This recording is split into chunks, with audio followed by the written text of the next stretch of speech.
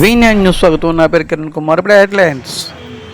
ఈరోజు విశాఖ ప్రెస్ క్లబ్లో అవయవ దానం చేయండి, మరో నలుగురికి ప్రాణాలు కాపాడిన వాళ్ళు అవుతారని తెలియజేశారు.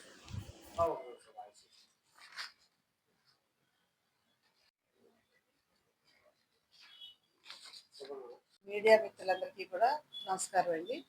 నా పేరు గూడూరు సీతామహాలక్ష్మి, అఖిల భారత శరీర అవయవదాతల సంఘం వ్యవస్థాపకురాలు. అట్లాగే రామేశ్వర అక్కయ్య గారు టోటల్ బాడీ డొనేట్ చేశారండి అవయవదాత. అట్లాగే ఇందిరా మేడం జీవనదాన్ కోఆర్డినేటర్ గారు, నోకరాజు గారు మా జిల్లా శరీర అవయవదాతల సంఘం సెక్రటరీ గారు, ఉషారాణి గారు నా పక్కన ఉన్నారు, మా జిల్లా ఉపాధ్యక్షురాలు, మా సంస్థ మేనేజర్ హారిక అండి. మేమందరం కూడా ఈవేళ ఈ ప్రెస్ మీట్ని ఏర్పాటు చేయడానికి ప్రధాన ఉద్దేశం ఏంటంటే, రాబోయే ఆగస్టు 3వ తారీఖున మన జాతీయ అవయవదాన దినోత్సవంగా 2024 జూన్ నెలలో మన కేంద్ర ప్రభుత్వం ప్రకటించడం జరిగింది. అప్పటి వరకు మనం ప్రపంచ అవయవదాన దినోత్సవాన్ని మాత్రమే ఆగస్టు 13వ తేదీని వరల్డ్ ఆర్గాన్ డొనేషన్ డేని, అలాగే ఆగస్టు 6వ తారీఖుని వరల్డ్ ఆర్గాన్ డోనర్స్ డేని నిర్వహిస్తూ వచ్చామండి. కొన్ని సంవత్సరాల రిప్రజెంటేషన్ తర్వాత మనకు కూడా ఒక డే ఉంది. అది 94లో ఆగస్టు 3వ తారీఖున ఆల్ ఇండియా మెడికల్ సైన్సెస్ న్యూఢిల్లీలో ఎయిమ్స్లో ఫస్ట్ ట్రాన్స్ప్లాంటేషన్ జరిగిన డేట్ అండి. అది ఆగస్టు 3, 94 ఆగస్టు 3. దాన్ని కూడా సెలబ్రేట్ చేసుకోవాలి. మన జాతీయ అవయవదాన దినోత్సవంగా 100వ ప్రకటించడం జరిగిందండి. అప్పటి నుంచి మనం దేశవ్యాప్తంగా, ముఖ్యంగా మన తెలుగు రాష్ట్రాల్లో పెద్ద ఎత్తున ర్యాలీలు, అవేర్నెస్ ప్రోగ్రామ్స్ నిర్వహించడం మీరు చూస్తున్నారు. ఫస్ట్ 2024 జూన్లో ప్రకటించగానే మన కలెక్టర్ అరవింద్ ప్రసాద్ గారు అప్పుడు ఆ ర్యాలీని ప్రారంభించడం, ఆ గాంధీ బొమ్మ దగ్గర నుంచి ఇక్కడ వరకు ర్యాలీ చేయడం, లాస్ట్ ఇయర్ బీచ్లో ర్యాలీ చేయడం, ఈ సంవత్సరం మళ్ళా ఆగస్టు 3వ తేదీ మళ్ళీ ఇక్కడ గాంధీ బొమ్మ దగ్గర నుంచి అంబేద్కర్ మన పబ్లిక్ లైబ్రరీ వరకు ర్యాలీ నిర్వహించడానికి ప్లాన్ చేశాం. అన్ని సెక్టారీ పీపుల్ కూడా, ముఖ్యంగా మెడికల్ రిలేటెడ్ పీపుల్, జీవనదానం పీపుల్, అట్లాగే ఆంధ్ర మెడికల్ కాలేజీ, కేజీహెచ్, అట్లాగే నర్సింగ్ కాలేజీ సిబ్బంది అందరూ కూడా, మెడికోస్ అందరూ కూడా ఇక్కడ అటెండ్ అవ్వడానికి సమాయత్తం అవుతున్నారండి. అందరికీ పిలుపునిచ్చాం. మిత్రులారా, ఇంకా ఎప్పటికీ కూడా భారతదేశంలో 146 కోట్ల భారతదేశ జనాభాలో మనం ఇంకా 0.08కే రీచ్ అయ్యామండి. అంటే 10 లక్షల్లో 1% కూడా అవయవదాతలుగా నమోదు కావటం లేదు. కానీ ఈ అవేర్నెస్ క్యాంపుల వల్ల, సెమినార్ల వల్ల, సదస్సుల వల్ల ఇంకా ప్రజల్లో ఉన్న అపోహలు, మూఢనమ్మకాలు, భ్రమలు తొలగిపోయి ప్రజలు చైతన్యవంతమయ్యి ఇంత విలువైన మానవ శరీర అవయవాలని మట్టిపాలు కానకుండా పిడికిలి బూడిదగా మిగిలిపోకుండా మరొక మనిషికి జీవితాన్ని ఇవ్వటానికి మన అవయవాలను ఉపయోగించినట్లయితే ఒక మనిషి 8 మందికి జీవితం పోస్తున్నారు. ఈ జీవనదానం తరఫున ఇక తెలంగాణలో, ఆంధ్రప్రదేశ్లో ప్రతిరోజు ప్రతినిత్యం ఎక్కడో ఒక చోట అవయవదాత సరిపోవటాన్ని మీరు గమనిస్తున్నారు. అవయవదానం చేయడానికి ఆ కుటుంబాలు ముందుకు రావడం జరిగాయి. ఈ పరిస్థితిలో మనం రాష్ట్ర ప్రభుత్వాలని అప్పీల్ చేశామండి, అవయవదాత కుటుంబాన్ని గౌరవించాలని. సో ఇప్పుడు మన సౌత్ ఇండియా స్టేట్స్ అన్ని కూడా జీవో నెంబర్ MS 95 అని మన ఆంధ్రప్రదేశ్ చంద్రబాబు నాయుడు గారు రిలీజ్ చేశారండి. 2 ఇయర్స్ అయింది. అట్లాగే జీవో నెంబర్ MS 121 తెలంగాణ ప్రభుత్వం రిలీజ్ చేసిందండి. అసెంబ్లీలో బిల్ పాస్ చేశారు. అట్లాగే కేరళ కానీ, తమిళనాడు కానీ, కర్ణాటక కానీ, ఒరిస్సా కానీ, పాండిచ్చేరి కానీ, మొత్తం మన సౌత్ ఇండియా స్టేట్స్ అన్ని కూడా అవయవదాతల అంత్యక్రియలు ప్రభుత్వ లాంఛనాలతో, జిల్లా కలెక్టర్ ఉంటే అందుబాటులో వారు అటెండ్ అవుతున్నారు, లేదా వారి తరఫున జేసీ గారు, ఆర్డీఓ గారు ఎవరో ఒకరు అటెండ్ అవుతున్నారు, పెద్దలు వస్తున్నారు. మొన్న ఒక 10 నెలల పాప మనకి అమ్మాయి చనిపోతే, బ్రెయిన్ డెడ్ అయితే కేంద్ర మంత్రి గారు, మన కేరళ ముఖ్యమంత్రి గారు కూడా హాజరయ్యారు అంత్యక్రియలు. కేరళలో మనం చూసాం. ఇప్పుడు ఆ పాప ముఖ చిత్రంతో కేరళ ప్రభుత్వం పాఠ్య పుస్తకాలు ప్రచురించడం కూడా మనం చూసాం. సో ఇవన్నీ ఏంటంటే ప్రభుత్వ పరంగా వస్తున్న ఎంకరేజ్మెంట్స్ అండి. ఇలా ప్రభుత్వాలు స్పందించి అవయవదాతలకి సముచితమైన గౌరవాన్ని ఇచ్చినట్లయితే ఎక్కువ మంది ముందుకు రావడానికి అవకాశం ఉంటుంది. అవేర్నెస్ పెరగటం కోసమే ఈ ర్యాలీలు కానీ, సెమినార్లు కానీ చేస్తున్నాం. గత 2.5 దశాబ్దాలుగా అఖిల భారత శరీర అవయవదాతల సంఘంగా, సావిత్రిబాయి పులి ఎడ్యుకేషనల్ చారిటబుల్ ట్రస్ట్గా మేము what about organ donation, what about body donation, what is the difference between organ and body donation. ఎందుకంటే బ్రెయిన్ డెడ్ అయినప్పుడు అవయవాలు ఇస్తాం, న్యాచురల్గా చనిపోతే మెడికల్ కాలేజీకి రీసెర్చ్ పర్పస్ మనం ఆ బాడీని ఇచ్చేస్తాం. కళ్ళు ఇటు బ్రెయిన్ డెడ్లో కూడా, నేచురల్ డెత్లో కూడా మన కార్నియాని ఇద్దరు అందులకి చూపినివ్వడానికి ఉపయోగపడతాయి. ఇప్పుడు స్కిన్ ఉపయోగపడుతుందండి. స్కిన్ బ్యాంక్ మనకి ఉస్మానియా హాస్పిటల్‌లో కూడా వచ్చింది. చనిపోయిన 24 అవర్స్‌లో మన ఈ స్కిన్‌ని కూడా రిమూవ్ చేయగలిగితే గ్రాఫ్టింగ్ ఉపయోగపడుతుందండి.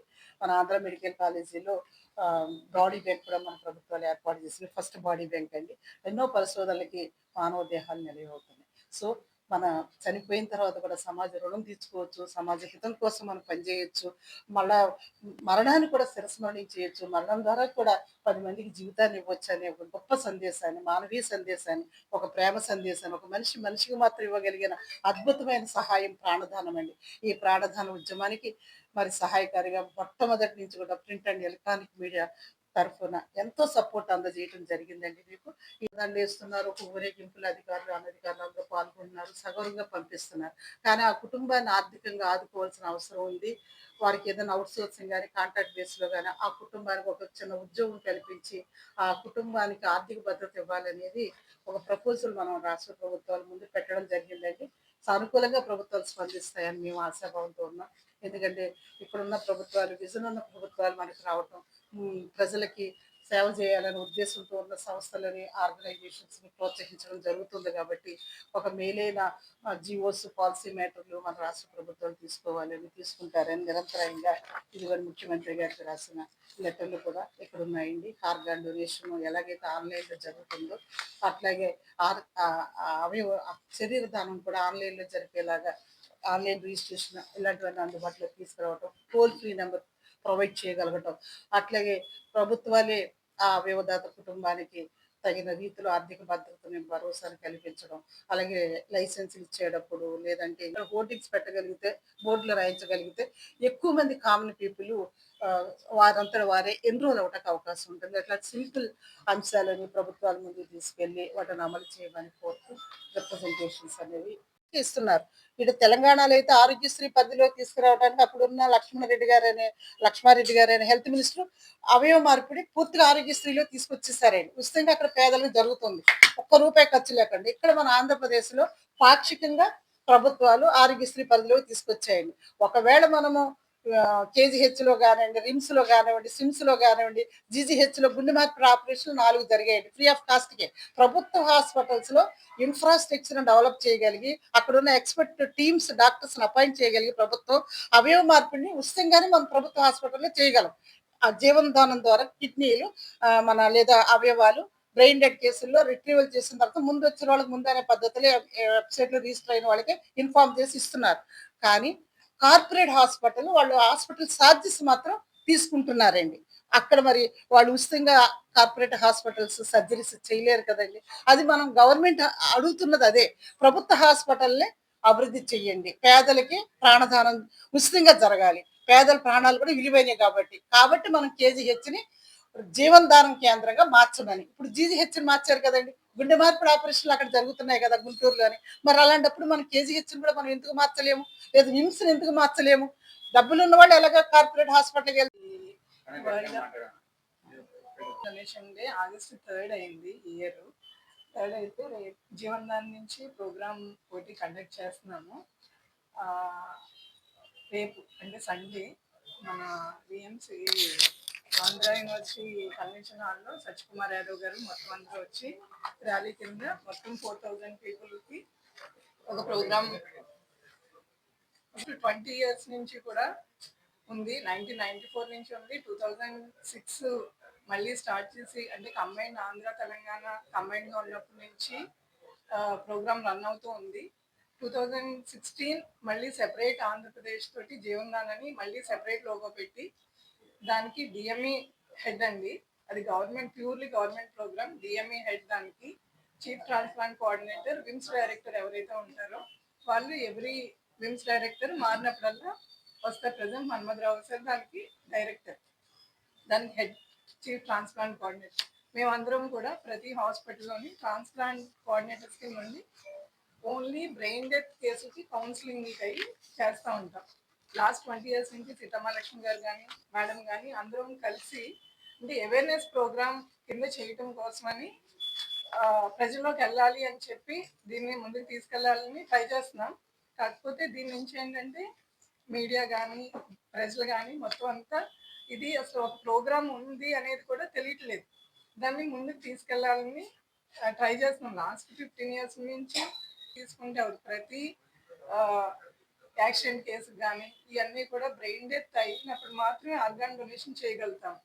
అవి ఆర్గాన్ డొనేషన్ చేయడానికి ఫ్యామిలీస్ ముందుకు వచ్చినా కూడా ఎవరో ఒకళ్ళు ఎందుకు ఇవ్వటం ఇది అనే దాని మీద అసలు జనాలు కూడా ముందుకు రావట్లేదు. దానికి మొత్తం అంతా ఇది గవర్నమెంట్ ప్రోగ్రామ్ అనేది మీడియా మొత్తం అందరూ కూడా దాన్ని ఇది చేయాలి, పబ్లిక్ తీసుకెళ్ళాలి.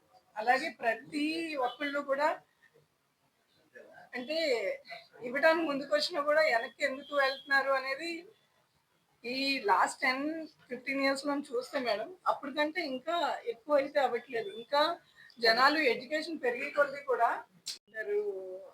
కిడ్నీలు అమ్మేసుకున్నారని, స్కాములు జరిగినాయి అని ఇవన్నీ వినే ఉంటారు కదా.